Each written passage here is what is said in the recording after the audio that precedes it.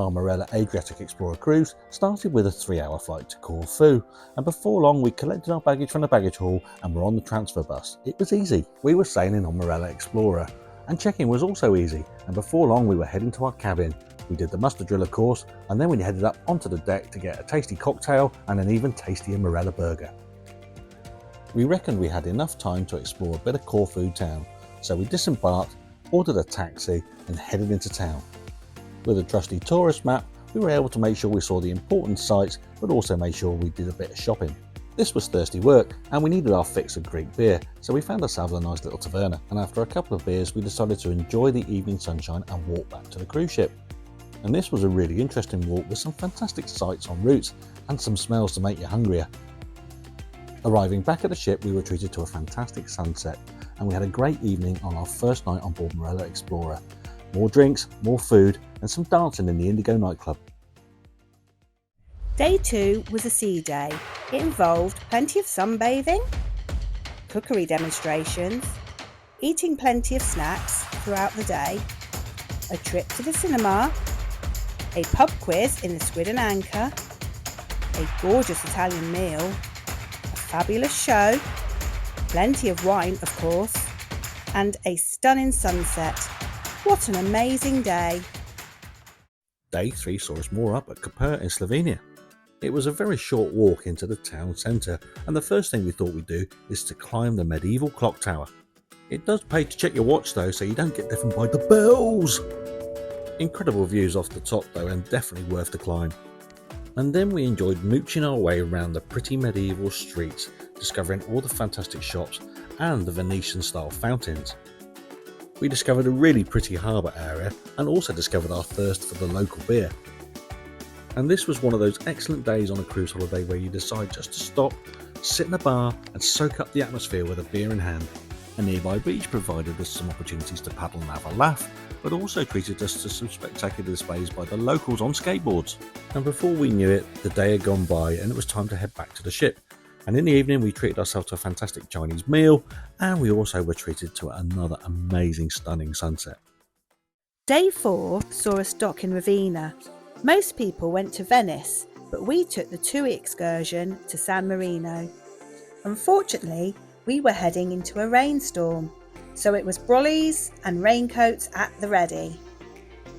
And just like that, the sun came out, and we were able to explore this fantastic mountaintop medieval city, steeped in history, and we quickly fell in love with the place. We put on our exploring feet and zigzagged through the beautiful cobbled streets before climbing onto the city walls to find the 3 famous castle towers. The views were simply stunning, and we realised that this was a place to come back to, as our few hours here were certainly not enough. It was then a scamper back to the bus, and we headed back to the Explorer. Back on the ship, we fed our hungry tummies. Then us girls watched a fabulous Whitney Houston tribute act, whilst the boys clowned around on the crazy golf course. Day 5 saw us arrive at a stormy and blustery Split in Croatia, and it was hardly beach weather to be fair, and the seas were really choppy, so we toddled off into town and we soon stumbled on a really fun market. The main attraction here is the palace of the Roman Emperor Diocletian, and we were surprised to learn that he's still in residence along with his Praetorian guards. And it's a whole heap of fun, and it's brilliant that these reenactors bring this history to life for all the visitors to the city. And the city is a maze of narrow cobbled streets which are really brilliant to explore. You can get lost for hours and discover the fun of trying local foods from the brilliant cafes and bakeries that are all over the city, and the burek is a personal recommendation. We spent a few hours just wandering the labyrinth-like streets of Split. It was great fun. It's a 10-minute walk from the city centre to the nearby Marian Hill, but it is a steep climb. But the views off the top were simply breathtaking. And this hill is peppered with medieval churches and beautiful viewpoints. We made the most of exploring this national park, which was so accessible from the city centre, but it wasn't long before we had to return to the city and back to the ship. Despite the stormy weather during the day, the evening treated us to another fabulous sunset, and we found a nice bar on board the ship in the evening to enjoy a cocktail or 2 or 3 or 4. Day 6 was a Dubrovnik day, the jewel of the Adriatic. We caught the public bus to the old town, and we quickly realised that this was a bustling place rammed with tourists. The sign's warning of pickpockets was somewhat ironic when we discovered that they were charging €35 per person to walk on the city walls. But walking the walls is a must-do, as the views were simply stunning and we enjoyed every moment. It does get busy though, so you just take your time as you plod around and take in the vistas. It's thirsty work walking in the sun, so as soon as we could, we decided to head for a bar. 4 pints of pan, please. Try saying that after you've had 5 or 6. Fully refreshed, it was time to wander pretty streets and find Game of Thrones filming locations. We are never ones to walk past a pretty church, and in Dubrovnik we were spoilt for choice. Weary legs forced us back to the ship, where it was fine dining, too many cocktails, and my personal favourite, the silent disco. But we weren't the only ones making a racket that night, as the weather joined in and the skies were spectacular. Well, nobody thanked me for getting them up first thing in the morning to witness the famous Kotor sailing. It was lashing down with rain. Yeah, thanks for that. There were still some views to be had as we sailed in, and we hoped that the weather would clear up later in the day. For us, this was a tender port, and despite the weather, we decided to join the queue to head to shore.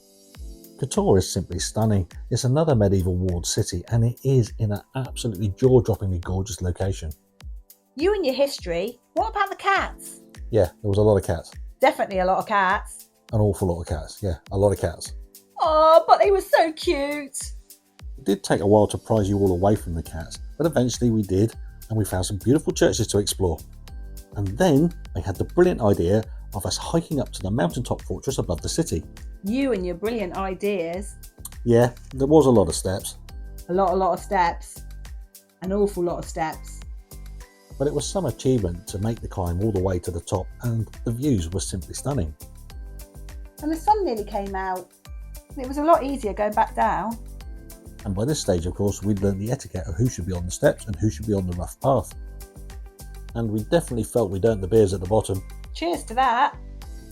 And after we'd made the most of the fine Montenegro beer, the rain started again. So we decided it was time to head back to the tender and back on board the ship. At least the weather did clear up for the sail away though. Yeah, absolutely. It was absolutely stunning. And we were definitely able to see what all the fuss is about. It has to be one of the finest sailaways outside of Norway. And this was our final night aboard before returning home, of course. They even risked an on-deck barbecue despite the weather. And the weather turned out fine in the end, and we were even treated to a final spectacular sunset. And we even took in a final show. And enjoyed some final cocktails, and took advantage of the warm Adriatic breeze as the moon danced across the sky. And that was it, a wonderful week cruising the Adriatic with Marella. And sadly it was time to leave, but not before final breakfast and farewells to our friends. And before long we disembarked and were on our way to the airport. And as we flew home, we record what a great week we'd had on the Adriatic Explorer, and it's an itinerary we'd recommend to anybody. If you like what we do, why not like and subscribe? Cheers.